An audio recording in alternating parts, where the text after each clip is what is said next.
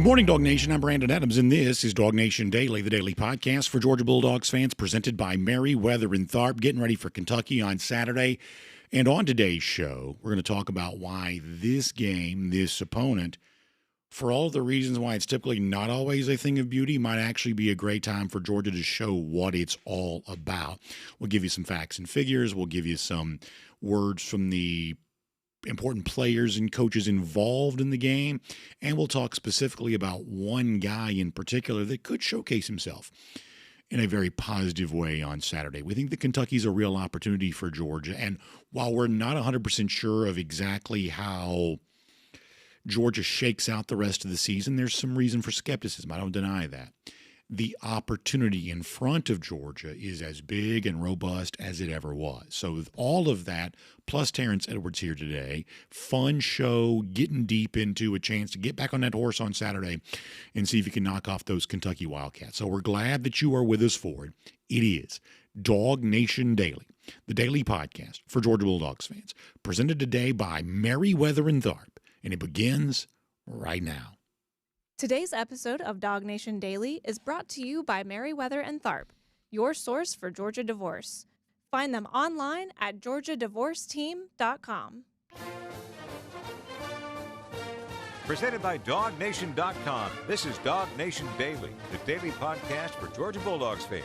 Here's your host, Brandon Adams. When I have an agenda, I try to make you fully aware of what it is. I don't try to come from, secrecy on something like this. Today is a day when I have a little bit of an agenda. This is what I want this show to be. I want the show to be fun. I want it to be as positive as possible because I think that there is a lot that Georgia can accomplish on Saturday against Kentucky for reasons we're about to explain. And that's what I want the beginning of the show to be about. That's what I want the majority of the conversation to be about. And yet, I have to admit this. This is where the agenda comes in. There is also something out there in the world today that I feel like I need to tell you about. And it is at least controversial to a minor degree, at least. I do think the Georgia fans need to know about it. This is one of those things where sometimes our role on this show is to tell you what's coming next. And as it relates to Georgia football, this might be coming next. And it might be semi-unpleasant depending on how things play out. So I need you to be aware of it. But by way of agenda, I am taking that and I'm bearing it very late in the show as to not change the vibe of everything else we're discussing, because some of you are not going to like it. But we feel like, just from the standpoint of, as I told you before, my faith guides me to do this show from a honest and fair standpoint. Fair to everybody involved, honest to a fault if possible. And so honesty dictates we must discuss this. We'll do it much later in the show. We'll give you more information about that at the time. But to kick things off here today, I genuinely believe in my heart that Saturday can be a real opportunity for Georgia to show what it's all about, to show how it can bounce back from a loss, and to perhaps maybe even a little bit foreshadow what it can be for the rest of the season. Now, on paper, it seems like that might not typically be true. Kentucky is probably the worst team in the SEC, among the worst, what we think, Power 4 teams in the country. This is not a good football team. Sometimes that means it's not a very good football game. But for Georgia, on this particular Saturday, coming off the performance against Alabama, they just sort of need to play somebody and show what they're about. And I think the Kentucky game actually provides a better platform for that, a canvas to paint that picture with, than maybe you probably expect. Let's kind of walk through for a moment why that is. Starting with what Kirby Smart acknowledged when he began his press conference on Monday, that we've seen a Mark Stoops coached Kentucky team battle a Georgia coached by Kirby Smart team in the past, and we do have a pretty good idea of what these games typically look like. And on Saturday, that may be doubly true once again for reasons that Smart also explained. This is Kirby going back to the beginning of the week. I think when you see our guys, you realize how invested they are when they hurt. It's good when guys hurt because you hurt relative to how invested you are in something. So I know our guys will have good energy today for a really, really, it's always the most physical game when we play these guys. I think because philosophically they believe in running the ball, we believe in running the ball. Those two things hit head-to-head when we play them. We've had head-to-head battles many times with these guys, and Coach Stoops' teams are always physical, so we know it'll be physical, and it'll also be a very different time start for our group and really for them too, because we both played late games last week. So looking forward to getting ready for these guys. So listen, when you hear Kirby Smart there, I think all of us have a picture in our mind of what a Georgia versus Kentucky game has looked like. For whatever reason, it almost always looks the same. And frankly, if we're being honest here, for Georgia fans, not always the most pleasant picture. It just seems like Georgia does not typically play very well against Kentucky relative to expectations. They are frequently not things of beauty when these two teams battle in Kirby Smart's explanations because, well, we want to be physical and they want to be physical, and sometimes these street fight style football games, they're not necessarily things of beauty, but obviously Kirby takes great pride in winning these kinds of games. Also, did you catch what Kirby said at the end? In addition to, hey, these two teams that typically play the same kind of game, this one's also a little bit tricky because of after last week, it's night game, it's incredible passion, it's incredible energy, the crowd was at a fever pitch. This is the dreaded noon start, and for whatever reason, games against Kentucky just feel noonier than any other noon game that Georgia ever plays. That all of a sudden now it's a very different game time, it's a very different stadium atmosphere. If we're being honest, you can probably set yourself up for that expectation. And now Georgia, as Smart alludes to, has to respond to not quite, once again, just being honest, not being critical, just being honest, not quite having the same level of juice in the stadium for this one that you had a week ago. This is something also that some Georgia players are acknowledging too. I saw London Humphreys had what I thought was a pretty creative way of describing how he views Saturday's game. Very different than some of the other games, starting at a different time, very different on that. This is what London Humphreys said about getting ready for the much earlier start against Kentucky on Saturday. That's a good question. I call these noon games like donut games. You kind of wake up, eat a donut, play some football like you did when you were a kid. I'm a fan of them, honestly, the noon games. You get out there and just get to play. There's not too much time to think. The the late games, you have like all day to think. And it's a good thing, too. You can prepare and like figure out any last-minute details, but the noon games are fun. You just wake up and go. It's kind of funny to me how obviously this is big-time college sports, but there are elements of it that don't feel any different than taking your kids to their own youth sports and things like that. For instance, if you've done any kind of weekend tournament in almost any sport, you're used to game time changes, and all of a sudden everybody's in the apps and the messaging platforms trying to make sure everybody's aware of, hey, our game was supposed to be at this time, now it's this time. Well, we had that with Georgia football earlier this year with the Marshall game time switch, and you could tell who had been used to game time changes and who hadn't. If you've got kids who play in these tournaments, the games are always shifting around, and sometimes communication's not exactly as full as it could be, and so everybody's trying to figure all that kind of stuff out. Georgia had its own experience with that against Marshall, and as London Humphrey says, if you grow up playing in tournaments, playing various sports, you got the early start. Yeah, you're just cramming down whatever breakfast you can get, and you're trying to hope for the best. You're not exactly getting your full pregame preparation, depending on how early some of this stuff goes.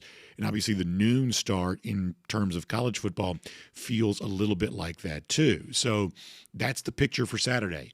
It's an opponent Georgia's played before at the least attractive game time of all for stadium atmosphere and just ease of enjoyment. Players say they like the noon start. I think Kirby Smart does too. But for the fans themselves, it's not typically conducive to great atmosphere. And all of this feels like the continuation of a trend for Georgia against Kentucky. And I'm not going to shy away from these numbers. Whether you bet or not, point spreads stand as a reflection of expectations. And Georgia almost never meets expectations against Kentucky. In the 6 previous meetings between these two teams, Georgia's only covered the spread once in those 6 games. That was in 2023. Perhaps not coincidentally, also over the course of that 6-game span, Georgia and Kentucky have only paired to go over the expected point total once in that half dozen games as well. That was also the game that Georgia covered in 2023. So here's what you typically have for Georgia and Kentucky. for 6 straight years, it's mostly been a lower scoring game than experts had pegged it to be, and a game in which Kentucky played closer than it was supposed to. Certainly that was the case a year ago when Georgia on the road won by a skinny little point against what was not a very good Kentucky team, but Georgia just played, for the most part, horrendously, especially on offense, up there in Lexington a year ago. And if you ask Kirby Smart, well, how come this is always true? One of the things that Kirby would point out is, well, a lot of this maybe goes to the guy on the other side, that whether Kentucky fans like him or not, Mark Stoops is the kind of coach that if you want to, muddy it up and make it ugly and make it a little bit of a slop fight, a rock fight, whatever you want to call it, that he's the kind of coach that can make games like this not exactly the prettiest to watch, but the kinds of games that give his team a chance to win. Let's hear Kirby Smart again on that. Man, it's amazing. Mark's one of my close friends. We've grown because we've been in it the longest together, and he's been in it longer than me, and I text him all the time. It's just really amazing what he's done at Kentucky, and, it's one of those things that I hope they appreciate what he's done, because he's done some incredible things, broken some records up there, been extremely competitive in our league, and that's not necessarily by record. I mean, it is by record sometimes, but the games that he's been in and the way they've played is incredible. You can tell he inspires his team to play extremely hard, and they're always physical. So I just have so much respect for Mark because of I know his history. We kind of grew up the same way. Coach's son, defense coordinator, been some good places, got a head job, and he's worked his tail off. So listen, it's undeniably true that while Mark Stoops hasn't beaten Georgia, and it's been a long time since Georgia lost to Kentucky, while that's true that he has had success in finding a way to keep this game closer than it was supposed to be and give his team, in a lot of these years, a chance to win the game. Now, some of that's also because frequently Georgia plays Kentucky the week going into an off week. Not every single time, but a lot of times it does. And Georgia has a tendency to coast into that bye. Their record week prior to a bye against the spread's pretty abysmal, among the more prevailing trends for Georgia throughout the years. And so some of the struggles against Kentucky may be as simple as that Georgia just often does not cover the spread going into a bye week, but also some of this may be opponent dependent too, that Stoops just knows how to stay within striking distance of Georgia, giving his team a chance to win, even if it doesn't actually get the W against the Dogs. But once again, as we said off the top of the show, our goal today is to be as positive as possible and talk about what Georgia can do moving forward. And so if we take the fact that, Georgia always seems to struggle against Kentucky, Mark Stoops always seems to know how to push the right buttons to slow down Georgia, to make Georgia look ugly, to keep Georgia from doing what he wants to do. If that's true, then boy, wouldn't this be a great day for Georgia to not do that, or at least be a little more comfortable and a little more dominant against Kentucky than it typically is. Wouldn't that tell us something about Georgia if it can't avoid those pitfalls against a team that it seems to often have a lot of pitfalls with? And everybody knows the feeling that's left over after the loss against Alabama. We've certainly chronicled that as deeply as we possibly can. At a certain point, you've said all that can be said about that. We think we've reached that saturation point. So as you flip the page and look now fully at what Georgia's going to do moving forward, if Georgia can play well against Kentucky, if it can win with some comfort, some ease against a team that it's supposed to dominate, then maybe that really is a signal that this is a Georgia team that has the right mettle to do some of what it did a year ago and maybe even do more than that. Shaking off last year's loss to Alabama, to still make the college football playoff, to still win the SEC, frankly, to still survive the week in, week out grind that gave it a chance to be in that postseason conversation. None of that is easy when you play the schedule that Georgia played. Last year, Georgia was up to that task, and how it plays against Kentucky on Saturday, I think, can also determine how ready Georgia is for what I think is, just about as tough of a schedule grind for the remainder of this season as you're ever going to see. This is what Kirby said about that this week of, can this team this year keep it together and hold it together and fight through the rest of this schedule the same way it did after a relatively early loss to the Crimson Tide last year? This is Kirby from earlier this week. Different year, different season. I think what's applicable is that college football teams are going to have parity. teams are going to play. So what's going to separate teams is how they either fracture or don't fracture, or how their infrastructure is built to sustain losses. And we're built for this. Like we have infrastructure, we have plans, we know the pathway. So, I'm excited to see where this team goes. Anytime Kirby uses the word excited, I'm going to lean in and listen to that a little bit more, and I'm going to take him at his word. If Smart is excited about what comes next, then I'm going to trust him on that because, let's face it, why would you not, given the success that he's had? And the one thing we've said repeatedly is really two things. We don't know how good Georgia is, and I have been adamant about that. Listen, there's nobody that loves Georgia more than I do. There's nobody that enjoys hyping up the good things about Georgia more than I do. But if you've listened carefully, you've heard me say repeatedly, I'm not quite so sure about this Georgia team for 1,000 different reasons. We just haven't put ourselves out there too much on checks we weren't quite so sure that Georgia was going to be able to cash. With all due respect, there's just, I think, some reason to be skeptical of how Georgia compares to whoever the national elite teams are. I think there's some reason to be skeptical of how well Georgia compares to those teams for reasons that you're probably aware of too. But while on the one hand that's true, on the other hand, it has been undeniable that throughout this season, Kirby Smart seemingly likes his team. And this team does seem to, so far anyway, like each other. Now, this is not a fairy tale. This is real life. The more you get into the grind of a season, some of those good feelings sometimes start to erode a bit. And if a loss were to be paired with another loss, if those things start to mount, then all of a sudden the good vibes do have a tendency to just go away. And so whatever good feelings Georgia has right now, you can't guarantee those will remain if more losses start coming. That's just the nature of college football here in 2025. However, to get ready to sum all this up and wrap it up, one of the things we're going to talk about tomorrow, and I wanted to save this for the Friday show in particular, is that while I am not sure of exactly how good Georgia is, I do think the opportunity in front of Georgia is seemingly far bigger than some people realize. That this new era we always hear about in college football where teams are less dominant, on the one hand, that seems self-evidently true. On the other hand, though, it does create more opportunity to overcome some of your errors, and I think that Georgia can take advantage of that. We'll talk more tomorrow about how they do. But for now, the spotlight's on Kentucky. Kirby Smart says we're built for this. We have a chance to show against this team that we typically struggle against that we're not going to struggle this year, that the strengths that we have put on display in a thrilling win at Tennessee and a heartbreaking loss against Alabama, the strengths we've demonstrated in those big games here this season, they can travel through the rest of the year. That's what Georgia says it wants to do on Saturday. And in a much less thrilling and exciting atmosphere with a lot smaller of a spotlight on it this particular weekend, I know Georgia fans will be tuned in and watching closely to see if Georgia really is able to do that. And if Georgia really does get the bounce back we know they so desperately need.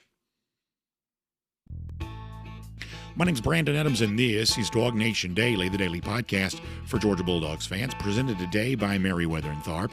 We are glad you're with us. However you get to us, live video, 10 a.m., on-demand video after that, radio, Athens Sports Radio 960 Rev, podcast, wherever you find them, Apple, Spotify, everything else. Just thrilled that you are here.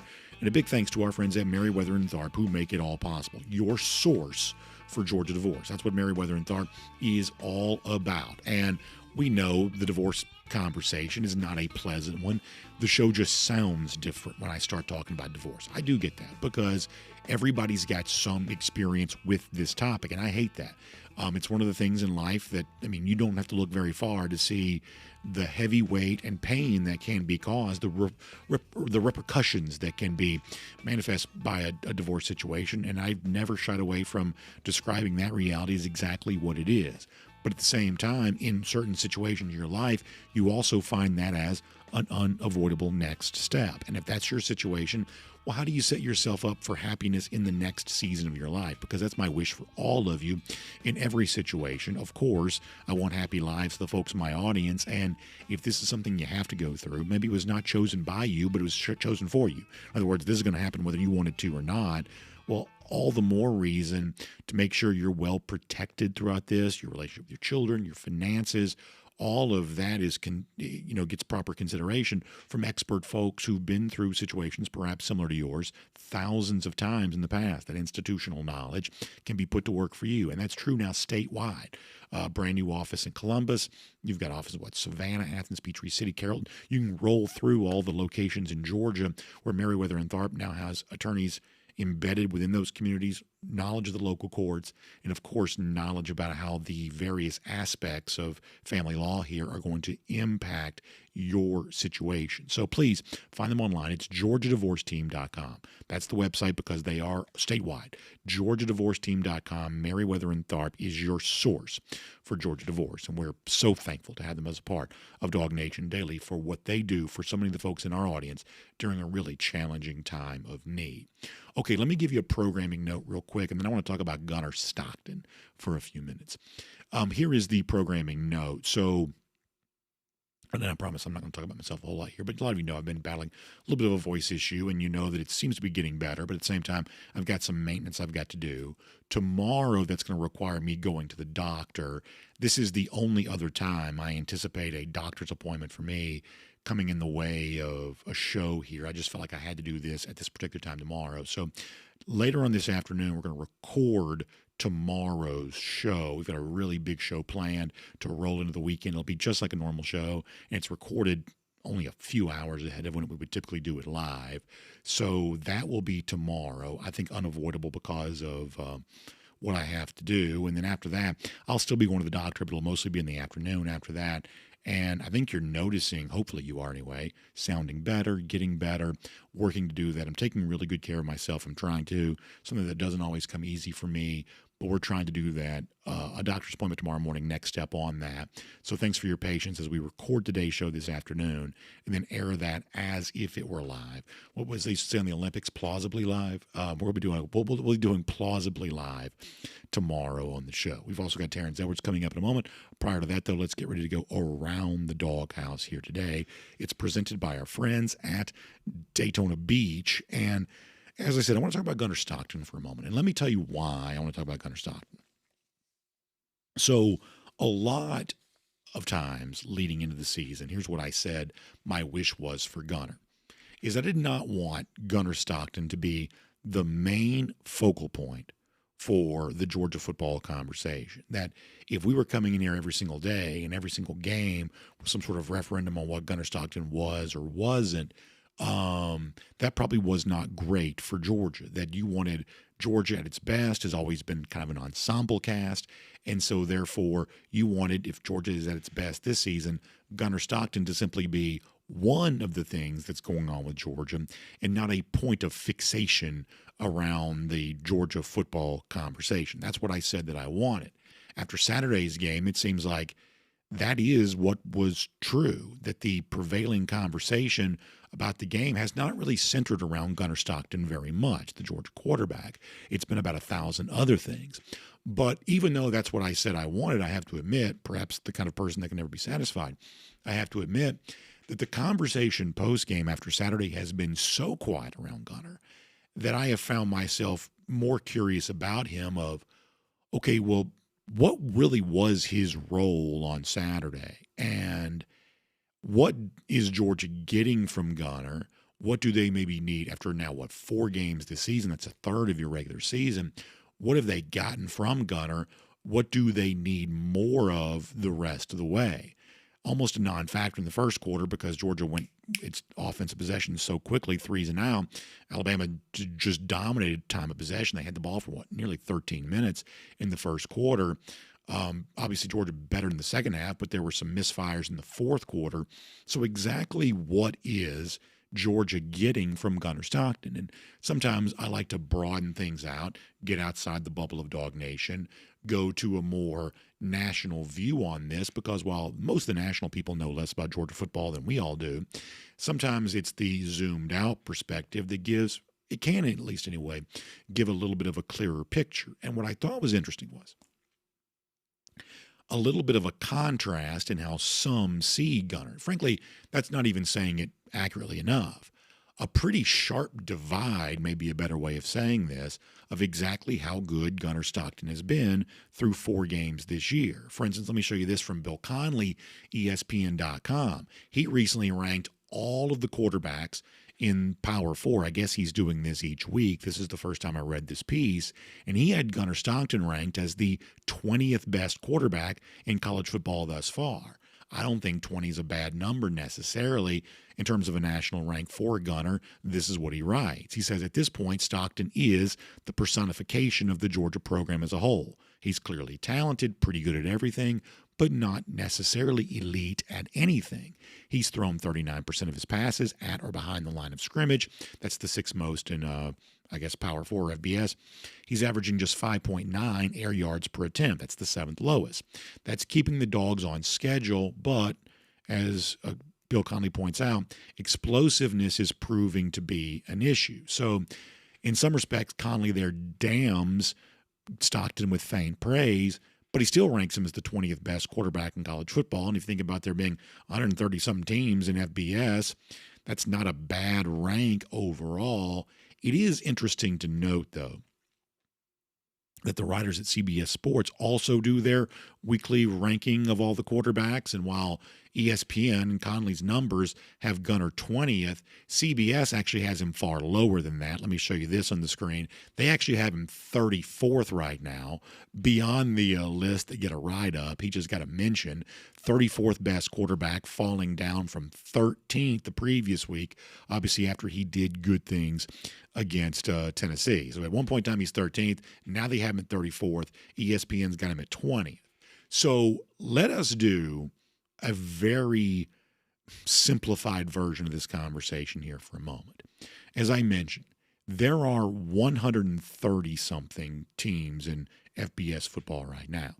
So if you are, as CBS had him last week, the 13th best quarterback, I'm not great at math, but if you're the 13th best quarterback out of 130-something in Division I, a week ago, Gunnar Stockton was in the 90th percentile of quarterbacks overall.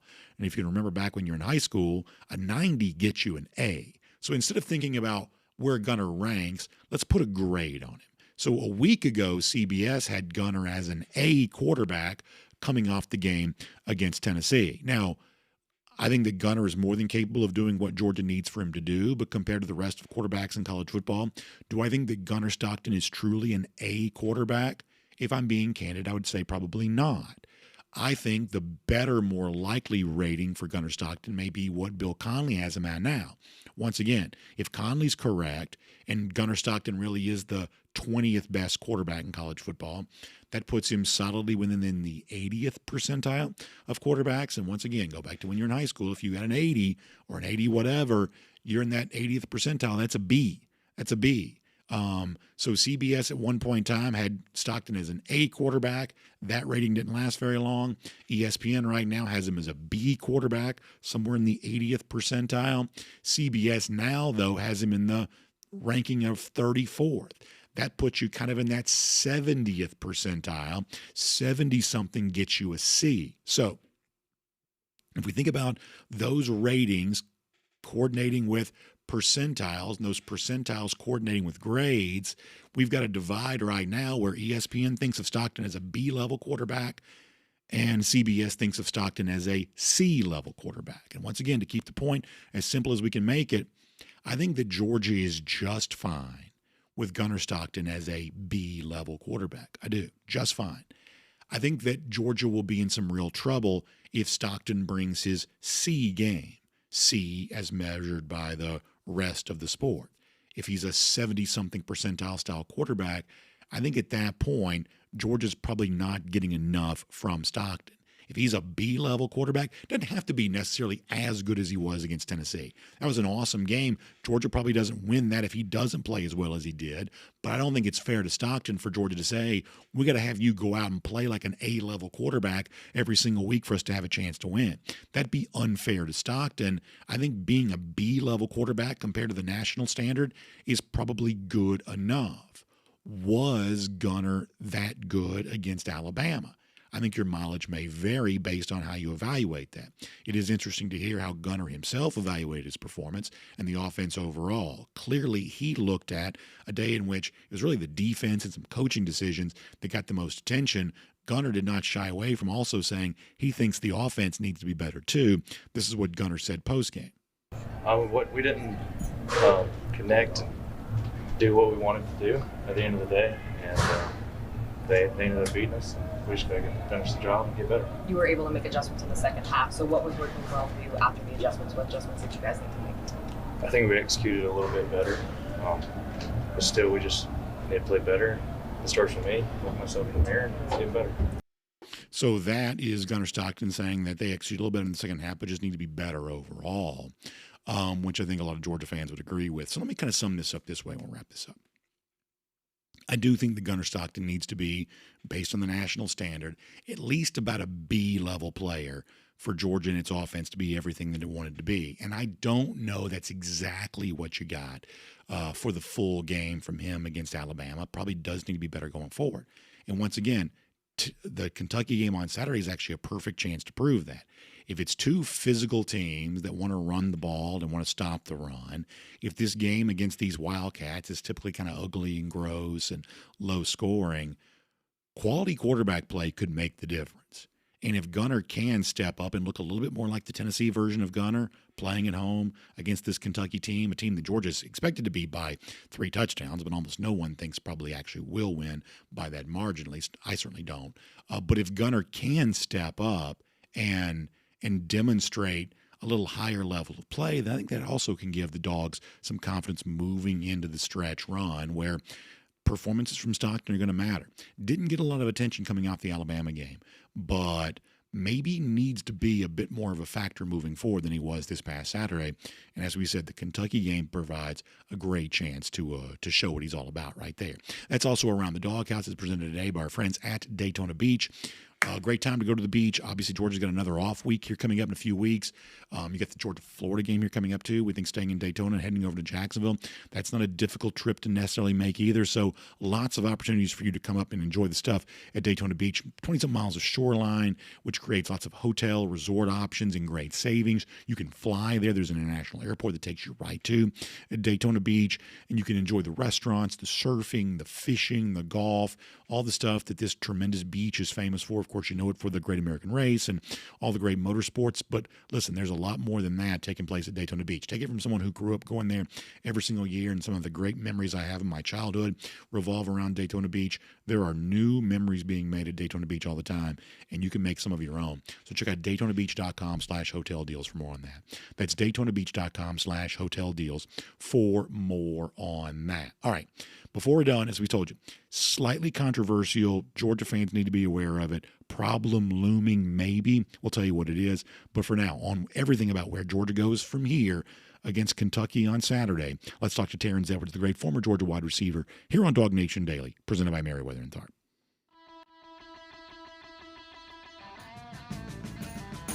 From Athens and across the SEC or wherever the recruiting trail may lead, here's a DawgNation.com insider. Let's say hello to Terrence Edwards. We've gotten great stuff from our former players on the show this week. I think the Terrence is going to be awesome here too. And Terrence, I was saying this before you joined us. I think the conversation around Gunner Stockton, because of all the other stuff that got attention in the Alabama game, has been a little bit quiet. I think the Gunner had some nice moments, got hurt by a drop, which we'll talk about later on. But overall, you know, I think it's a little bit of a murky picture of exactly what Georgia did get from Gunner on Saturday. How do you think Gunner played against the Crimson Tide, and how do you think the Gunners played this season so far? I think Gunner has not been the reason that we lost against Alabama. I think he gave us the opportunity to win that game. The drop pass, the ability to move the pocket with his legs and make plays. I thought he was very close to the first down on that 3rd down and 8 call or whatever it was when we ran a quarterback counter. And he got very close. There were some throws I think he could have stayed in the pocket and made. I think Bobo did a great job of designing plays to get people open. Every play is not going to work. Every play is not going to be successful. But I think Gunner has played as reasonable well. and he's played well enough to my expectation where I thought he probably would be. Yeah, I think you're saying that all accurately, that certainly Gunner was not the reason that Georgia lost against Alabama. And frankly, he was one of the big reasons they won against Tennessee. So all of that on balance suggests that Gunner is, for the most part, getting the job done for Georgia this year. I guess the two things that I seem to hear a lot from Georgia fans, one of which you just mentioned, of are you seeing everything that's out there and are you letting it rip and throw it every time there's an opportunity? And the other thing that comes up is on some of these shorter throws, like a Zachariah Branch, where you can let him make something happen, are you putting a little too much zip on that sometimes? A little too much of a full velocity fastball, more so than the touch that's needed. I guess, and listen, I don't pretend to be an expert on either of those things, so I lean on people who are. What do you make about those two aspects of Gunner's game? Seeing everything that's happening out there and also putting the right level of touch depending on the throw that's being asked to be made. Well, I think just being able to stand in the pocket and throw the football. I think at times, he has tried to use his legs or escape the pocket when he didn't have to. I think there have been opportunities for him to throw the football, but he's decided to, for whatever reason, move around. And now that takes his eyes away from the receivers downfield. And then I just remember, I think after Talon's drop, we came back with another middle screen that would have probably been another big play. But I think he put a little bit too much mustard on that ball. That was another drop, if you consider that a drop. But I just think that was an incompletion that he didn't give Zachariah Branch an opportunity to catch that ball and run with it. So I agree that one had a little bit more of the fastball, and he didn't need the fastball. He needed the changeup. Just softly give the ball and put it in Zachariah's hand, because that's essentially an extension of the run game, because it's probably 2 yards away from each other. So just my biggest takeaway from him right now, I think, and he sees this, it's nothing that he's not going to continue to work on. Gunner is being able to just stand in the pocket, go through your progressions, and just make the throw downfield. So one more on this topic, then I want to talk about something different, and I try to keep it simple when I can. If we think of the A-level quarterback being maybe what Cam Ward was for Miami a year ago, or what Bryce Young once was for Alabama, or, the types of quarterbacks who become first overall picks, things like that, I've said I don't think that Georgia needs for Gunner to be an A quarterback, because that's just not really the way that Georgia's built.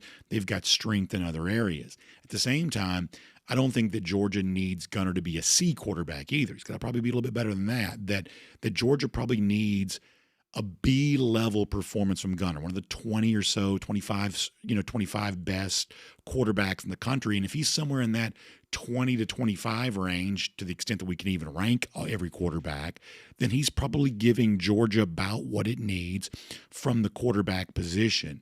As simplified as that point is, would you agree with that? That B as a grade is sort of good enough for Gunner, for everything that Georgia needs him to be? Well, yes and no, in my opinion. I think he needs to be a B when the defense is playing up to their ability as well. I don't think the Tennessee game or the Alabama game, especially in the first half, that, the defense is giving up 100% on third down in the first and second quarter. And so now it just put pressure on Gunner to feel like he has to go out there and make every throw, make every play, be able to move the ball. Then the pressure mounts on the quarterback and the offense. Now, if the defense is playing up to the standard that we all believe that they can play, then I think Gunner could give us a B-level performance, not turn the ball over, put his team in position to get first downs and score.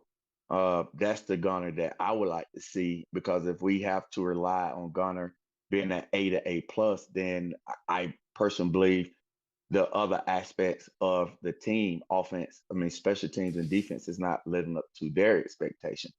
So, yes, if the defense is going to go out and play to the standards that we believe they could play in, I would take a B performance from Gunner. But if we go out and not play as well, like I don't think we played as well in the first half. Yes, in the second half we played much better.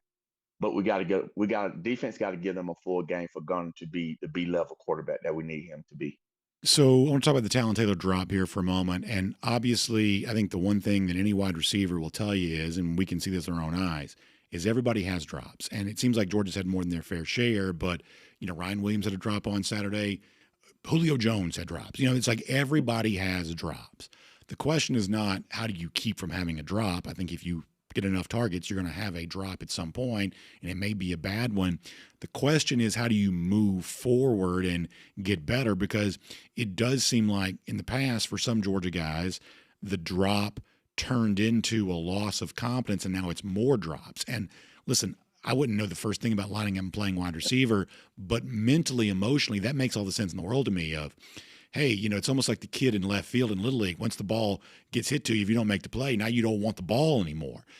Like, how do you make sure that the young guy that has the drop, that he leaves that in the past? Because I would say, as you know, it's probably a little easier said than done in terms of truly shaking that off, Terrence. How do you do that? Are you asking me because I got experience with a drop? Well, I mean, listen, everybody does. I mean, No, I was yeah. just joking. I was just joking. I was waiting on that. No, you know, is it about having a short-term memory? We know Talon catches that ball to 99 out of 100 times. He is a guy that I've known for a little bit now. I've worked out with him. He has phenomenal hands. Like his hand, that there was just bad luck. Whatever you want to call it. I don't think he's going to have that issue in the Georgia uniform. That's one of those plays that we all wish we could have back. I wish I could have mine back. He wish he could have this back, but we can't. How do you move forward now? Now he just got to lean onto his own confidence and his own ability and his own work ethic. Now, because you're gonna what was different than my era was I didn't have social media. I had people calling my house and writing letters. Now you can just get DMs and everything else. And now how do you block out that noise? And everyone is going to talk about it, and everyone is going to see you on campus and know who you are because of social media. Now he just got to block out all the noise and just get back to just the roots and the foundation of what made him the player that we thought he could be. So I'm not worried about this from this young man. I know what he's made of. He's going to make a lot of plays in a Georgia uniform. So this is just one of those things that we all go through as a player. No matter what position you play, there's going to be some adversity. And this is his one. So how does he come back from this? And I know the young man, and I know the young man's going to come back and make a lot of plays for us. That was just his one. Now he has to figure out how to get past it and move on. So I don't want to make too light of this because I think harassing players is gross. I really do. But there is something really funny about how if you get mad today at a player, somebody just fires off a tweet, or maybe they try to tweet at that guy or Instagram message, whatever else. But back in your day that someone had to actually write a letter, pin the letter, put a stamp on it, put it in the mail, and then like 3 days later, they hope it lands where it's supposed to go. The idea that if you wanted to talk trash to your favorite player who let you down, that you had to go to those great lengths in the past, Terrence, I have to say I find that to be a little bit funny. Yes. I think when I got home from that Florida game, I had a few voice messages. And if you're that person who left a voice message on my answer machine in college, send me a tweet and let me know that was you, and let's laugh about it. But yes, I mean, voicemail, emails that they found your emails, and they would write you letters in it. And how they get your address, I don't know, but they figure out a way to get it. So it's funny now, but I just think the people who are doing that now, just think about if you want this young man to get out of a funk, if he's in a funk, or you want this young man to continue to strive forward, why would we bring that negative energy towards this young man or any player? If you want and especially if he's a player that the team that you root for, why would we take that negative energy and send it his way? Why would we be sending him DMs or ads and propping a young man up, telling him we still believe in you? And it's funny though. It's funny that people have never done it, have so much to say about it, and have so many answers. And I just laugh about it now.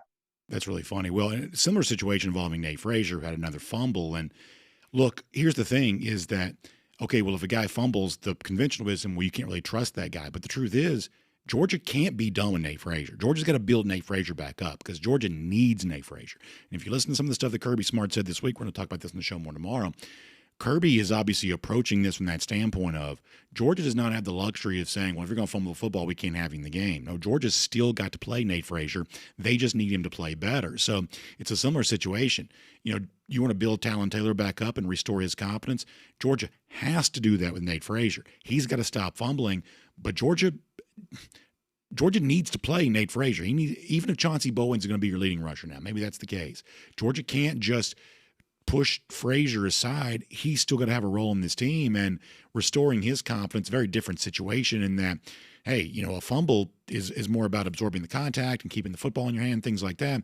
That's a pretty tricky thing to do, I think, sometimes. But it certainly seems like the Georgia's also trying to play the restoration game with Nate Frazier right now too, right? Right. Anytime you're in a slump, I can remember when Robert, his junior year, had a couple fumbles, and he didn't start one game, and they started Patrick Pass. I think that was the Auburn game where we went into like 4 or 5 overtimes, and I think Robert just went back to his fundamentals and his teaching and trying to just protect the football. I think Nate has to overly protect the football right now to really get his confidence up. Once he get into the pile, he has to put 2 hands on the football. Has to be high and tight. And right now, he has to really understand that it's on him. It is on him to stop fumbling. And that's easier said than done. But he's been a running back all his life. We have to play the young man. The young man is too talented not to play him, but he can't put Georgia, and I say Georgia as a whole, in a predicament of we still got to play you, but you are hurting the team. I think they took him out, and he probably didn't play anymore after the fumble. And I think that's going to kind of light a fire in him. But it is 100% on him now to just understand that he has to take care of the football. If not, then there's going to be other people that are going to get opportunity who's not fumbling the football that's going to get more carries than him. So I still believe in the young man. I still think the young man is a great talent. Now it's just up to him to figure out how to protect the ball once he's getting hit, especially getting hit on the ball side arm. Terrence, I want to ask you one more question before we let you go. Before we do that, let me remind folks there's a big opportunity coming up at the end of this season. Georgia's going to play its in-state rivalry game known as Clean Old-Fashioned Hate in Mercedes-Benz Stadium this year. It was supposed to be a Tech home game, but now that's been given to Mercedes-Benz Stadium, which creates an opportunity for Georgia fans to be in the building for that big game.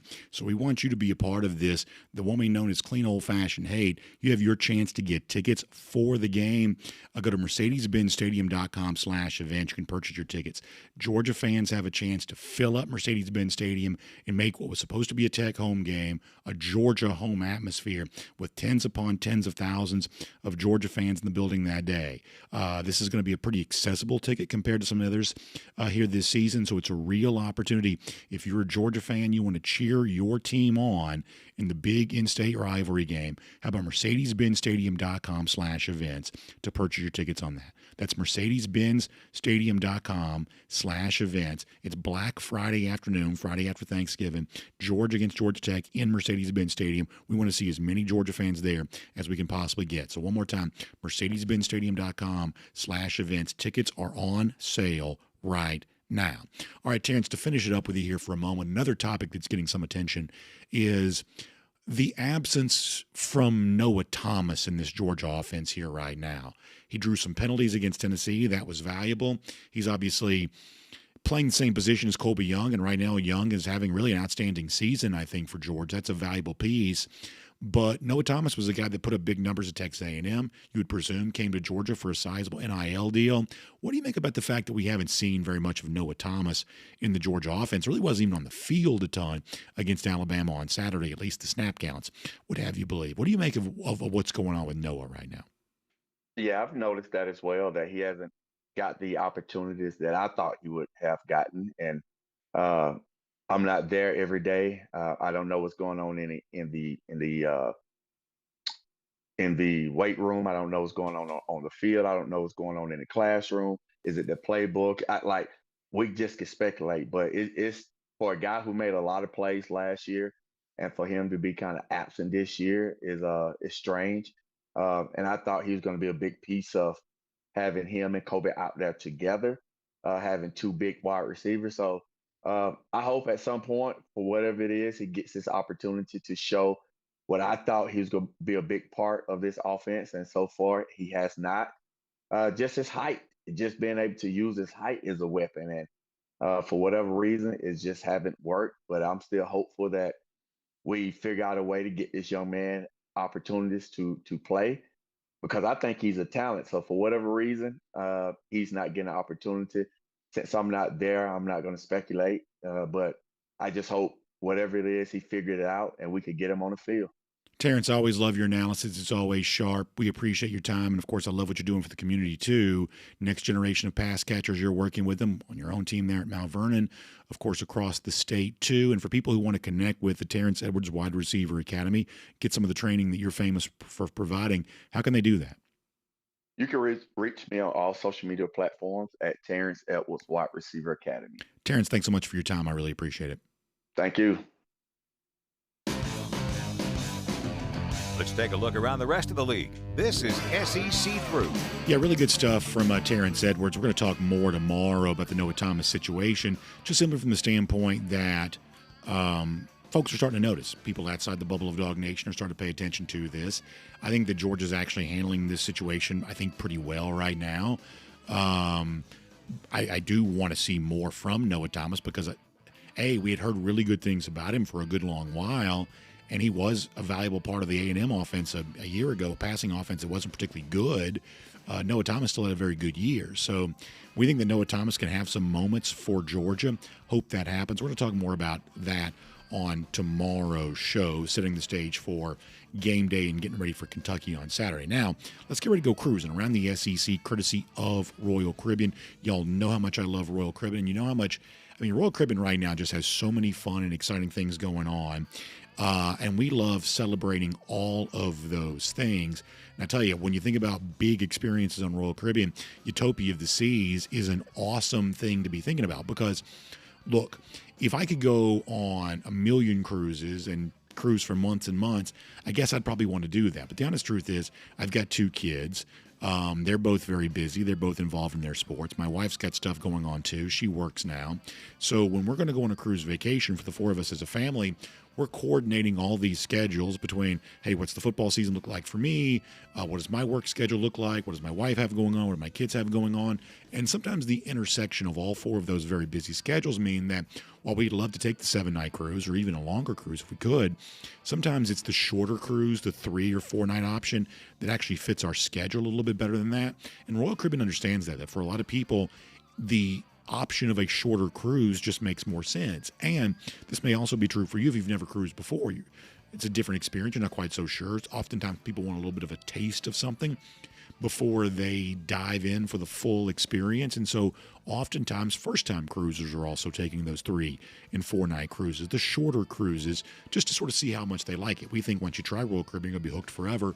But sometimes people want the shorter cruise for their first cruise experience. This is one of the reasons why Royal Caribbean, taking a ship like Utopia, it's the newest in the Oasis class of ships, building it specifically for those shorter cruises, we just think that's been a game changer for Royal Caribbean. And if you don't believe me, trust what Jessica Slater tells you about it. That's a travel advisor specially selected for us by Royal Caribbean for all of your Royal Caribbean cruise vacation needs. She can book you a great cruise, including our DawgNation cruise on Utopia of the Seas.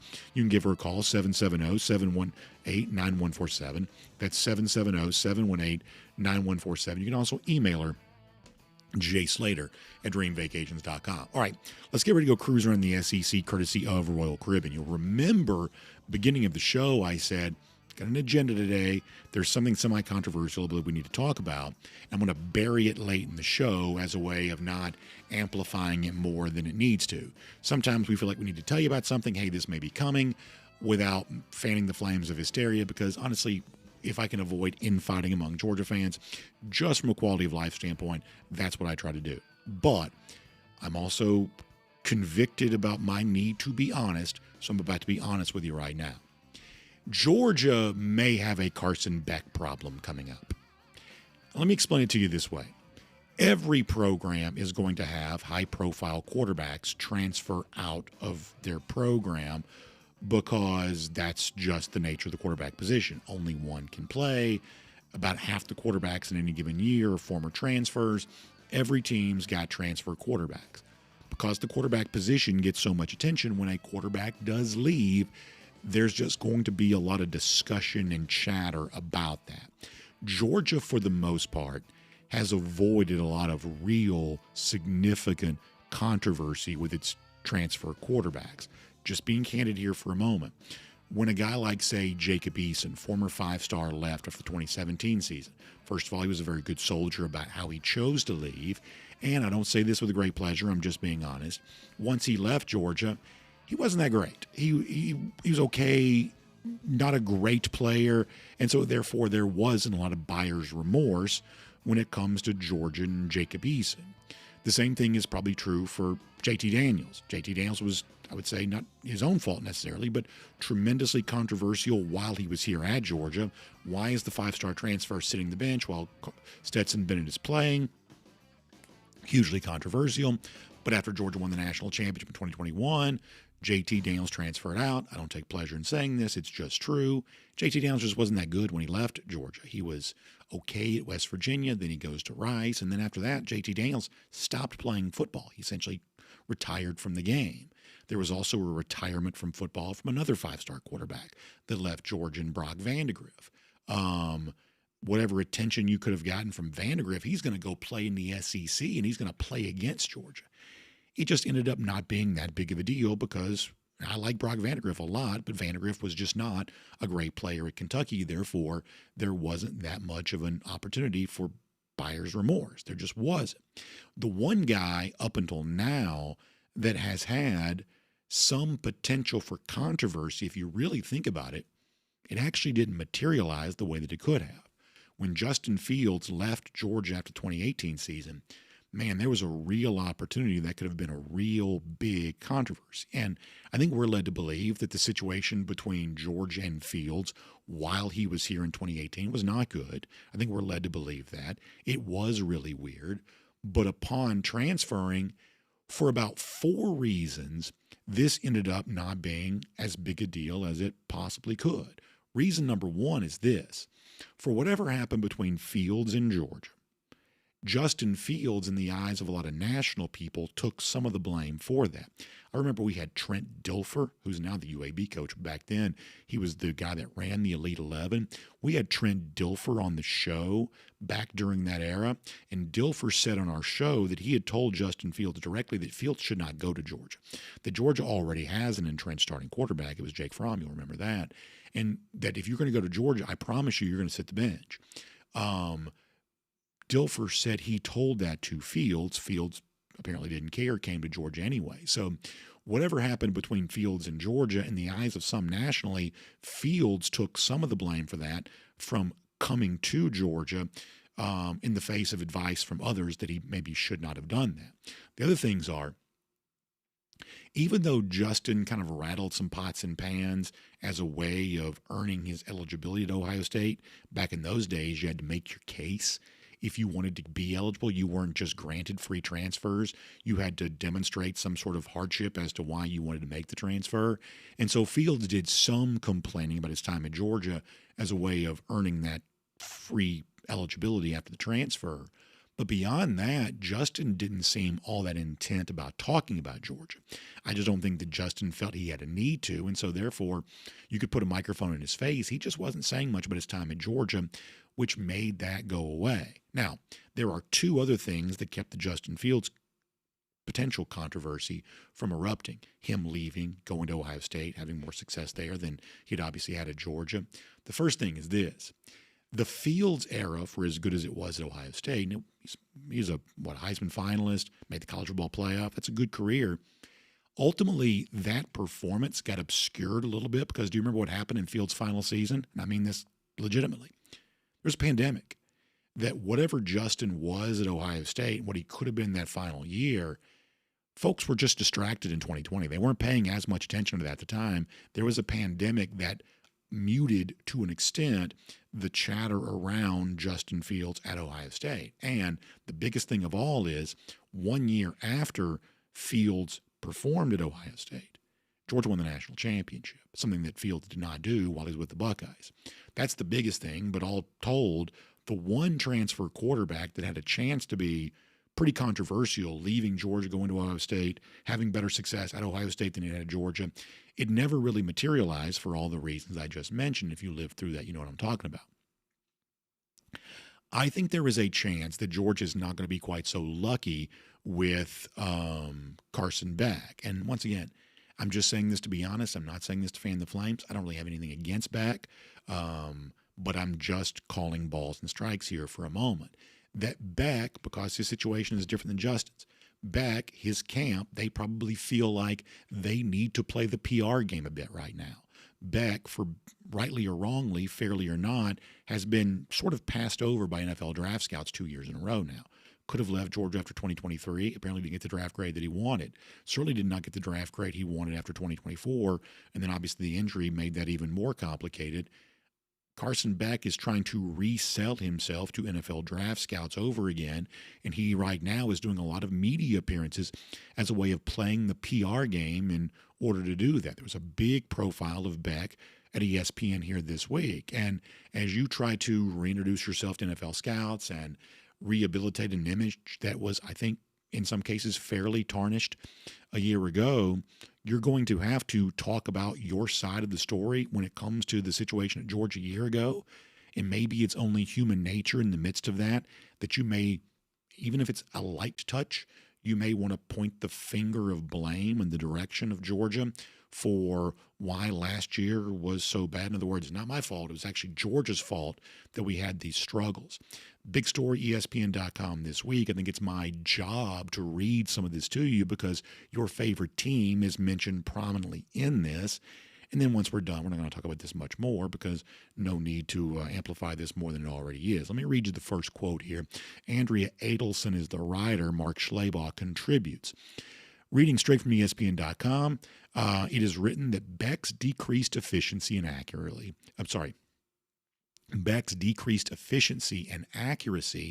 weren't necessarily all his fault, ESPN writes. Georgia had issues across its offensive line, both in protecting Beck and running the ball. Georgia ranked 102nd in the nation in rush offense, the worst mark under Kirby Smart. The pressure rate on Beck increased too, from 19.1% in 2023 to 20.6% in 2024. The Georgia receivers dropped 36 passes to lead the nation. Story goes on to say, quoting an unnamed source here, as teams started to pressure Beck more, his completion percentage dipped from 72 to 65%, and he threw more interceptions, 12 in all, double what he threw in 2023. One source familiar with the situation at Georgia said the two biggest issues Beck had last season were his body language and losing confidence in the offensive line and receivers. When mistakes piled up, he would go to the sideline, dejected and disengaged. This from a story published this week at ESPN.com. That, the Carson Beck body language wasn't good, and the Carson Beck performance wasn't very good, threw more interceptions, was having struggles. But you got to understand, it wasn't all Beck's fault. He didn't trust his offensive line, and the receivers were dropping passes. And here's why I think this is a problem for Georgia potentially if Beck were to continue to play well. Now, it's worth pointing out, and I don't take pleasure in saying this, but once again, just as someone who strives to be as honest as he can, this idea that magically somehow Carson Beck is far better at Miami than he was at Georgia, the numbers right now don't bear that out. Beck has already thrown 3 interceptions this year. That's among the worst marks in the country for quarterbacks who played every game through the first 4 games of the season. He's 7 touchdowns to 3 interceptions. Those are not dazzling numbers from a taking care of the football standpoint, and he gets ready to go on the road Saturday, a place where he threw the lion's share of his interceptions a year ago. So let's see how Beck plays against Florida State on the road on Saturday. But if he does play well, there's a very good chance that he will. Because Miami right now is very good, it seems like. If he does play well, it is going to put a bigger spotlight on what Georgia is offensively than any of the other previous transfer quarterbacks from Georgia have, including Justin Fields, by the way, for the simple reason that what Beck says he wasn't happy about, or at least his camp, sources close to Beck in the story, too many drops from wide receivers and too many problems with the offensive line. Well, what happened for Georgia against Alabama on Saturday? Another big drop by a wide receiver and more issues with the offensive line. In a roundabout way, this PR campaign by Carson Beck to rehabilitate his image and explain away whatever happened for him at Georgia in 2024, I think UGA ought to take this as a challenge. Really ought to take this as are you going to let this be the story of Georgia football, that Beck had to leave Georgia because of a bad offensive line and poor wide receiver play, and you got to go to a place like Miami if you want to thrive? Is that what Georgia wants its narrative to be? I certainly hope that's not the case. And I don't have any beef with Carson Beck. As I said, I kind of understand why his camp thinks they need to rehabilitate his image. They probably do. They certainly try to make it sound like in this story that he was well loved by all his teammates. I have fairly good information that would suggest that's probably not true. But nonetheless, I get why he probably feels like he needs to rehabilitate his image, and I'm not mad at him for trying to do that. I come at this strictly from a Georgia standpoint. That if Beck says, hey, my issues last year because my offensive line weren't good, my receivers were dropping too many passes, it would not behoove Georgia very well to let that remain true for the Georgia offense the rest of the season. I think that Georgia will take this as a real challenge. That Beck, unlike previous transfer quarterbacks, is not going to be as content to keep quiet. From his own personal ambition standpoint, he doesn't feel like he has that choice. He needs to reintroduce himself to NFL draft scouts. In his camp, in this modern age, going to use the media to do that. And if you'll give access to the media, they'll oftentimes give you what you need. And that may be what ESPN's doing to a degree right here. But nonetheless, Beck more than happy to say, wasn't my fault at Georgia. It was the offensive line and the wide receivers. That to me is a real opportunity for Georgia to say, well, whatever was true in 2024, we're far better than 2025. There's still enough season for that to happen, but Georgia needs to do it. Otherwise, the contrast between whatever Beck is doing at Miami and whatever Georgia is not doing in his absence, folks are going to notice. I'll also say this real quick, and we'll do this fast because we're going late.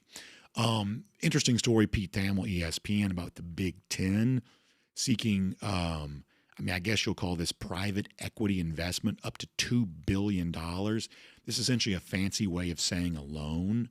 I can't tell you how much I hate this. I don't hate business. In fact, I'm very pro-business, I would think. I certainly like markets.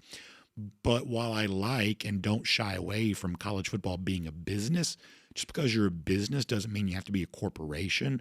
There's a corporatization of college football that I think is pretty gross.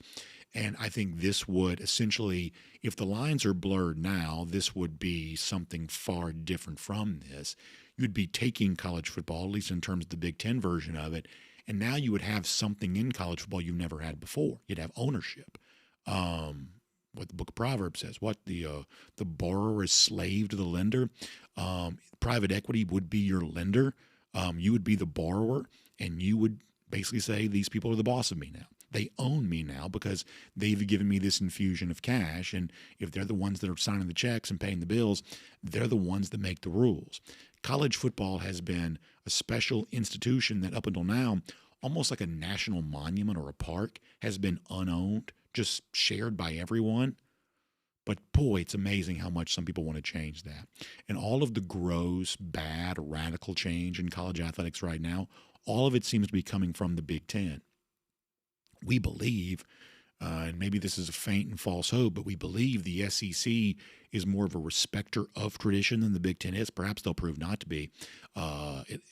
If they do want to lead on this issue, they're probably leading too slowly and not leading loudly enough. But we think they do respect tradition more so than the Big Ten. If the SEC doesn't step up and provide a different path forward than this, if they don't trust the government sources of both sides of the aisle that seem to want to do that, then college football as we know it, not only will it be changed forever, it'll simply be built into something brand new and something not better.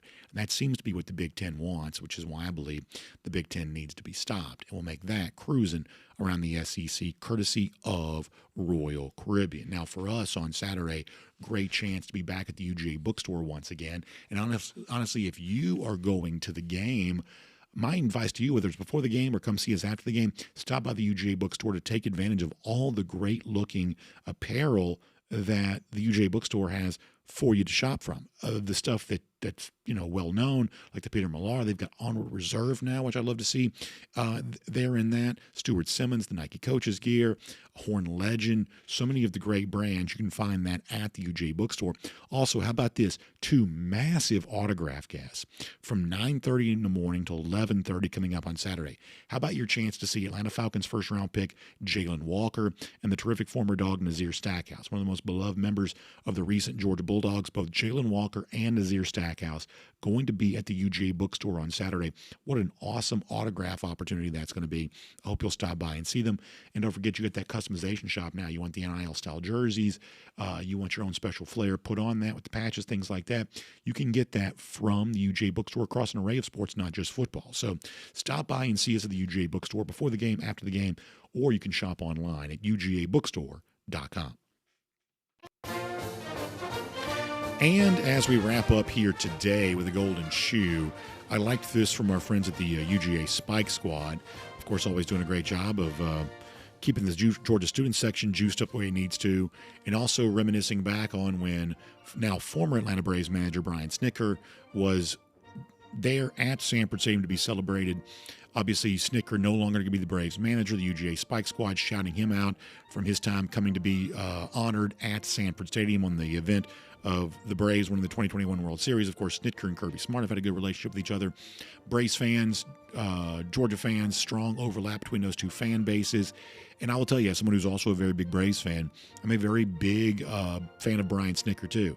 I think that, simply put, Brian Snicker is the second best pro sports coach in Atlanta sports history, and I think he should be honored as such. It is a significant accomplishment to win a championship in this city when we have so few. Snicker's fingerprints are all over one of those World Series trophies. So we'll give him his respect and celebrate him for a great career. Nice to see the Spike Squad doing that too. Lousy stinking Gators. How about our Gator hater updater? Long time since Florida's beaten Georgia. In fact, we'll give you that number here right now.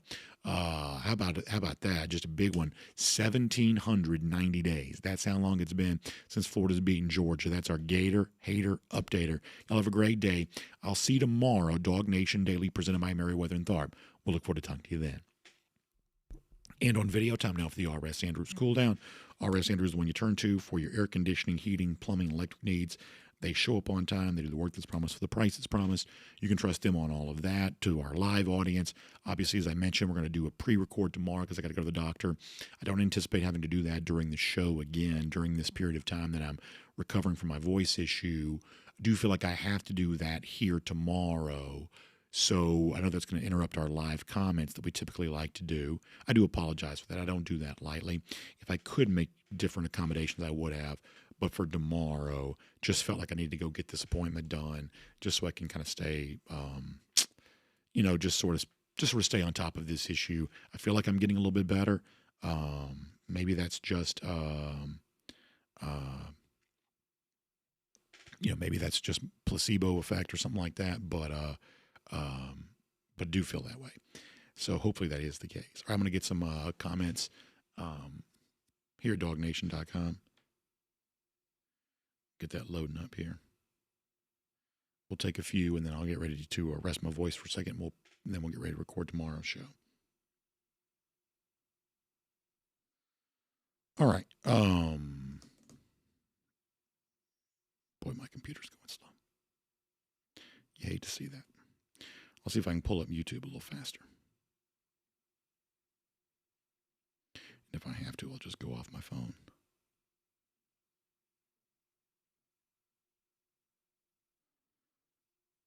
All right, YouTube's going to come up a little bit faster, so I'll do some YouTubes first, and I'll do some DawgNation.coms after that. Bill Shirley says, take care of yourself. Nobody else will. And that is one of those things, Bill, I am trying to remind myself of, is that, like yesterday, my habit is just do a very long show. So I do a very long show yesterday. We rolled into an R.S. Andrews Go With The Flow. And by the time I got home yesterday, my voice did feel a little bit different than I had felt earlier this week because I just talked a lot more. And so I do have to take care of myself. And I don't talk about me a lot, but the one thing that I've discovered about myself over the course of the years, one of the reasons why I've enjoyed being in my 40s is I just feel like I am more mature than I used to be. And as you get more mature, you learn stuff about yourself. And like one of the things I've learned about me is I'm a lot happier going 100 miles an hour than I am at a slower pace. I just have, I don't know if you call it like a cortisol addiction or something like that. I just need a frantic pace in my life. I needed to be doing 10 things at once. Going from high school football to a Georgia game, back to the show on Monday, squeezing into my kids' sports in between that. As frantic as that pace is, and as tired as it always leaves me, if I was just sitting around doing nothing, I would actually be miserable. And anytime I am sitting around doing nothing, that's exactly what I am. I just get fairly miserable. So I do like that frantic pace, but the frantic pace sometimes causes you to not think about basic life maintenance. And obviously, if I'm going to go fast, I can't, much like your own car, I can't forego the need to take a little bit better care of myself.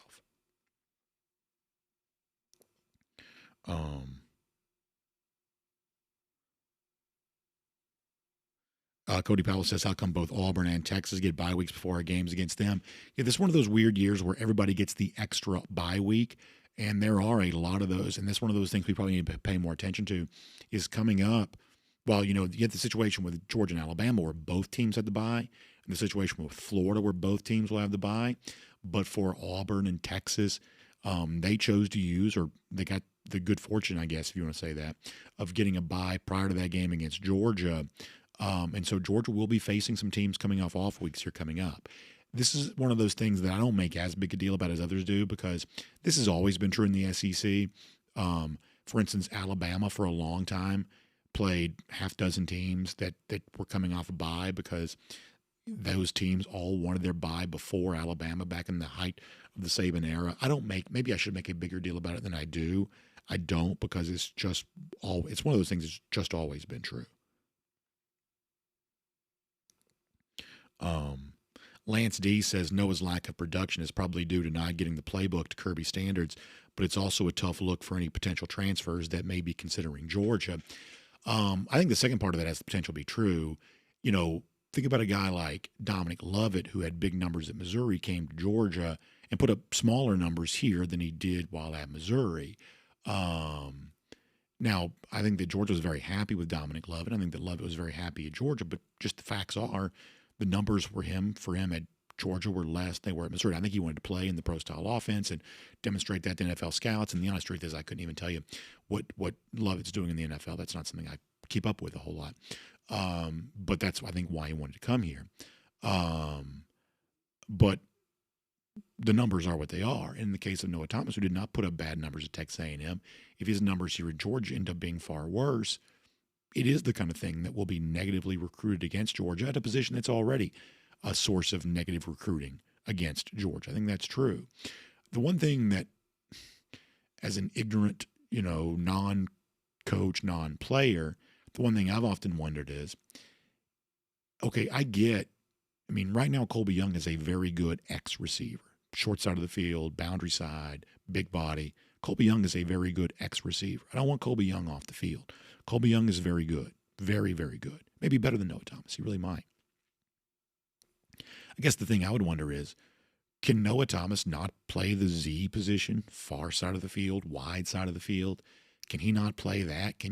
Does he not have enough speed, for instance? That's typically a spot you want a speedy receiver. Can he not play that spot on the field? Because I get why Colby Young is playing in place of Noah Thomas. I don't get why everybody else is playing in place of Noah Thomas. But maybe I'm just showing my ignorance by saying that.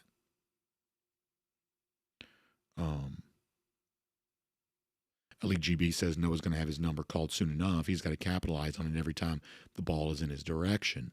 I think that's probably true. As I said before, we're going to talk more about Noah Thomas tomorrow. Boy, I can't get my DawgNation.coms to load right now. Let me see if I can get this off my phone.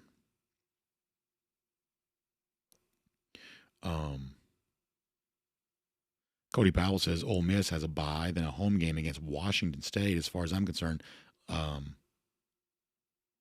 Lane has already set his sights on Georgia, as well as Hugh Freeze has. Yeah, listen, the Georgia schedule coming up, y'all, is really tough. There is nothing to sugarcoat any of this. It's a very tough schedule coming up. It just is. It just is. A very tough schedule. Auburn is a losable game. I mean, frankly, I hope that Georgia beats Kentucky on Saturday. I'm not saying that to be a doomer. I'm not. But we are now in the category of most teams where you hope your team wins. I hope Georgia beats Kentucky. I hope it beats Auburn. I hope it beats Ole Miss. Georgia's about to play a bunch of really tough games. And none of those games are going to be gimmies or easy, whether it's because the team had a bye week or in the case of Ole Miss, they're just playing very well. I think Ole Miss right now is, better, especially with the injury to Austin Simmons. In fact, Trent Edwards has stepped in and played so well for them. Ole Miss right now is just playing better than most people thought they would. Auburn was very competitive in back-to-back road games, long way from home, tough environment, lost both games, competitive in both games. All of that is very real. That the opportunity exists for Georgia to be very much a part of the playoff and national championship competition. But the games themselves, the games you have to win to make that be true, are just going to be very hard to win. Very true. UJ Marine says that Dominic Levitt plays for the Lions now. Yeah, like I said, I'm a far bigger college fan than the NFL. In some cases, I'm aware of where guys go. In some cases, I'm not. I would not have been able to tell you what Dominic Levitt was doing in the NFL. Thomas T186 says, we will do the go with the flow pick during the cool down tomorrow. Yeah, we're going to actually give you our official pick on Miami and Florida State tomorrow. We are going to do that. That'll be a part of that. DT, on the subject of private equity being a danger to college football, I believe that is the case. And listen, when it's all said and done, I don't know that we can truly trust the SEC to fight against this as much as I think they need to, but I hope they do. I just don't think you want to take on this kind of debt service, because at that point, college football will be reduced to just like any other corporation.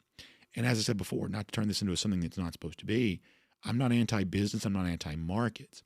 I don't like some of the corporatization we see, though, in American life, where it becomes all about maximizing shareholder value. Now, listen, your retirement account is wrapped up in companies that maximize shareholder value, so you need some of that. This is the real world. We can't pretend that isn't true. But the kinds of things that college football would potentially have to do to seek the efficiency necessary to pay back $2 billion, I don't think would be a very pleasant reality to live in. But if the Big Ten does it, it's going to be hard for other conferences to not do it. You can't just, because a lot of this kind of comes down to, when you think about tech startups and things like that, I made a point like this before. If, let's say that we all came together and said, we're going to start a social media app. World needs another social media app. We're going to start one. The way to succeed with that is to get as big as possible, as fast as possible, profits be damned. And that's why in the world of like Silicon Valley and tech world, you hear a lot about churn rate. You spend big to become ubiquitous. And after that, once you're an established player in the space, well, then the revenue will follow. They call it being pre-revenue. When you're just trying to get big and you're losing tons of money and people are just infusing cash because there's hype around your product, even though you're a money-losing machine, that's the way this goes. It sort of seems like that's what the Big Ten wants to do here too. They seem to want to get bigger at the expense of profit, because this would not be a profitable thing. It'd be a negative $2 billion on their balance sheet. This seems all about, can we leverage this money to get bigger? And as Cody Campbell, the very rich booster for Texas Tech, has asked, why are they doing this? Even smart people, successful businessmen, seem to be asking this question. My default answer in all situations like this is that those of us who don't have a lot of money fixate on money. Those who do have a lot of money fixate on power. That if you've got money, you don't care about money. What you want is to leverage your money for power. And that, if I had to guess, is what, if this really were to happen, it's what it's all about. That the Big Ten can get bigger to the tune of $2 billion additional money to play with. If they can get bigger, then they would have the power to shape the future of college athletics the way they want it to be. And we know enough on the record, official reporting, that their vision for the world is far different than the the other leagues would be, certainly far different than what the SECs would be. So this needs to be stopped. I said this on X yesterday. You've got your opposition, you've got your enemy. Georgia's opposition are the teams that it plays in the SEC. Those are the programs that stand in the way of Georgia's success. The Big Ten potentially stands in the way of your existence, and that makes them an enemy. Garrison Tucker says he lives for these BA rants, always kills it, needs a DawgNation broadcast BA's mind. Well, listen, I appreciate that for you indulging me on this. I do like the cool down because sometimes I think it gives us a chance to, within reason. We don't want to violate our charter, but within reason, to broaden our horizons just a little bit. I appreciate y'all indulging me.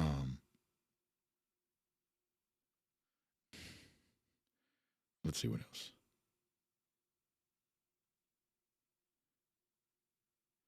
G. Gray says he saw where Ole Miss barely beat Kentucky and Arkansas. My money's on Georgia 7.5 points. Yeah, I mean, we'll see what the line actually looks like when the game's played. And I guess all I would say is, well, I'm not predicting Georgia to lose any game. I do think that game is tougher. I think it's tougher now because of how Ole Miss is playing. By the way, JSB, if I'm reading this correctly, is making a reference to the All Quiet on the Western Front sound effect that Georgia played as we gave you during our Golden Shoe yesterday. It seems like that's probably going away. I don't want to over amplify the negativity on that, but I'm certainly glad that's going away, if that is indeed the case. Chris pointing out that, and I've said this over and over again, and I'm glad that Chris brings this up again, the Georgia-Alabama game got more than 10 million viewers. Y'all know how skeptical I was of the ESPN, ABC family of networks as a media partner for the SEC. I thought the Big Ten probably had a better arrangement with its 3 broadcast networks, Fox, CBS, NBC. Could not have been more wrong about this. The SEC ESPN partnership has been very good for both entities here thus far. These SEC games on TV get massive ratings. And for fans, they're taking place at more advantageous times. There's no big noon Saturday. There's no 9 a.m. local start the way the West Coast Big Ten teams are dealing with. There's no 11 p.m. local start the way that Michigan State had to deal with going to USC. The Big Ten's TV contract right now is a mess. It's a mess. And a lot of their fans are not happy. And by the way, if private equity comes in, they're going to tell the fans to kick rocks for good and forever. But I am so thankful to have been wrong about this, and I was so wrong. The SEC ESPN partnership, I don't trust ESPN. I don't like a lot of the stuff that ESPN does, but that's been a good partnership. Major ratings on an awesome TV platform here right now. I mean, who knew ABC still had so much life in it? I think of ABC for the most part as a dead entity, but I mean, when it comes to these SEC games, ABC still got some life, for sure. K-Dawg on DawgNation.com says he doesn't want to know what's in my mind. Yeah, listen, there are plenty of things in my mind, plenty of thoughts that I have floating around that I do make sure I either, leave on the cutting room floor or leave inside my mind. I always think of doing this show, or, to the extent that I have a public presence, I think of it a little bit as like being a guest in your home for dinner. If you invited me to your home for dinner, if we sit down for a holiday meal or a Sunday dinner or something like that, listen, I'm not going to just sit down and start telling you every single thing that I think. I'm going to be respectful of the audience that I have in front of me, knowing that people come from different places, different walks of life. And, if I were to walk a mile in somebody else's shoes, I might see the world differently than I currently do. I try to have some respect for that. I really do. At the same time, if you're going to do a show like this, you do have to be a little bit of a loudmouth. As I always say, I try to be a loudmouth without being a blowhard. Not always an easy distinction to draw, but try to do that.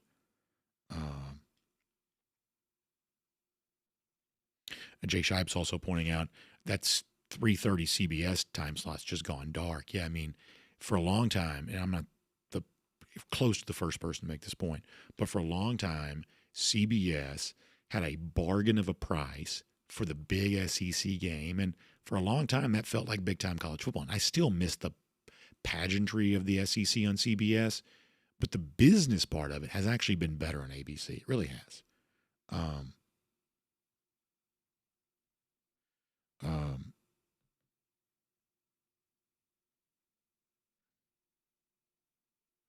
Garrison Tucker talking about things other than Georgia football. Look, when I was growing up in my media world, I did used to talk about things other than Georgia football, Braves, other sports. I really like that. Let me give you a small media point, and I'm going to take some Facebook comments after that. Let me tell you what you don't see much of anymore, and I kind of miss this. When I was younger, when I was growing up and loving media and sports, you had back then what you think of as the generalist. You know what a generalist is? This is someone who just talked about everything. The local newspaper columnist would write about the Braves, or he'd write about the Falcons, or he'd write about college football. He was a generalist.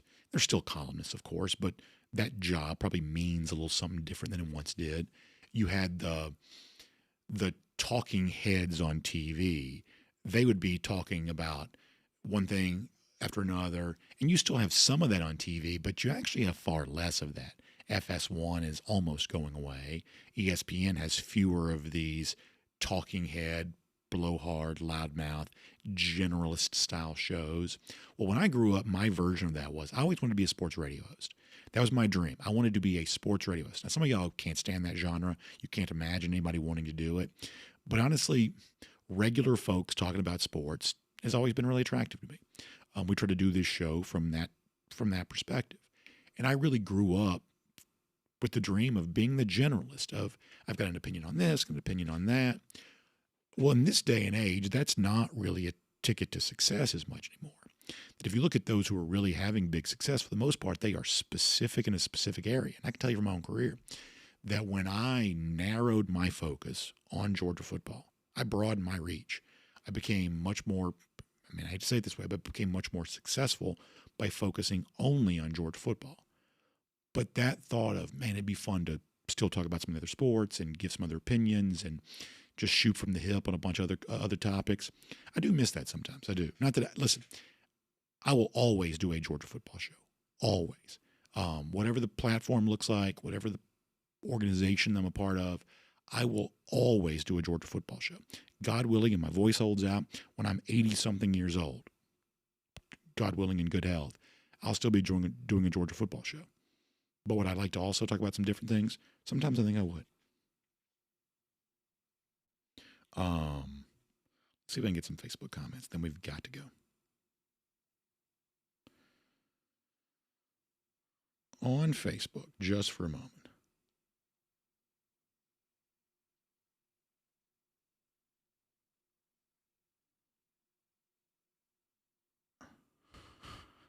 Jacob Alexander with a musical selection choice for the Georgia Bulldogs. I can tell you that I'm not, as you're probably not, you're not surprised to know I'm probably not all that well versed in that musician. Philip Jordan Wells mentioning the fact that FS1 has the Barstool show now, and I guess it's not getting good ratings, not being well received. The truth is that, if you look at the local cable sports channels that provide your Braves, your Hawks, your things like that, for the most part, the only programming they have are the actual games themselves. Anything else that they put on the air is basically an afterthought, and they don't mind telling you that. I think we're getting to the point now where it's ESPN and FS1. They're moving in that direction too, where these are also becoming TV networks that exist to show the live games and don't really exist for much reason other than that. ESPN recently signed Pardon the Interruption, which is a show that I grew up loving, still there, but they don't have a lot of those shows left. It's a Stephen A. Smith.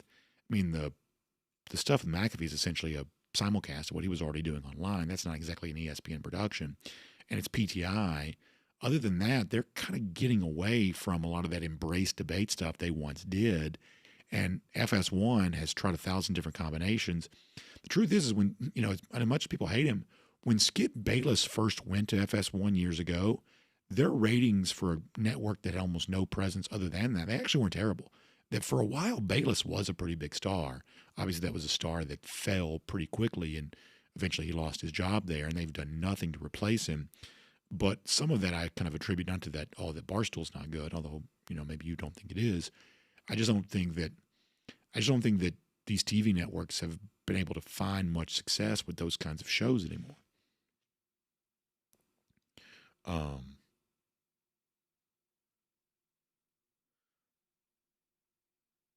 Let's see what else.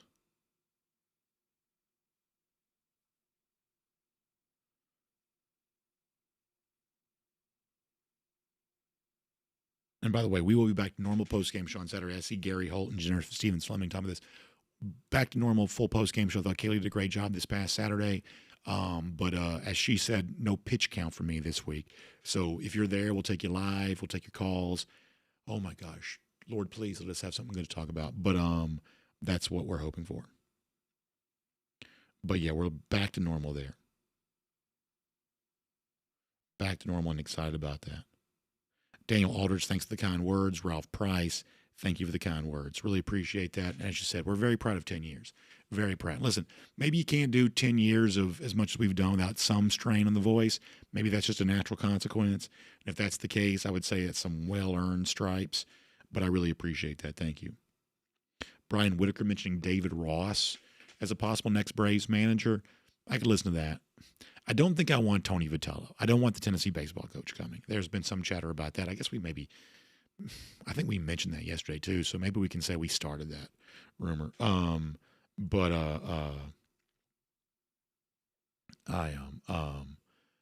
don't want Tony Vitello in Atlanta. All right, so we're going to go for now. Get ready for tomorrow's show.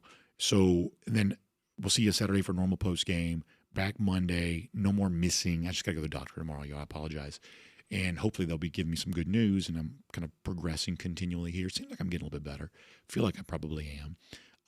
Maybe not quite as boisterous. Don't quite feel like I have that extra gear yet, but I'm talking with a little bit more fullness than I once was. So we'll see. We'll see. Anyway, check out RS Andrews online, rsandrews.com. Air conditioning, heating, plumbing, and electric. Get your heating system ready for the winter that's coming up. Don't let your heating system go out on you. Go ahead and get ahead of what's going to be some cold weather that's eventually going to be here.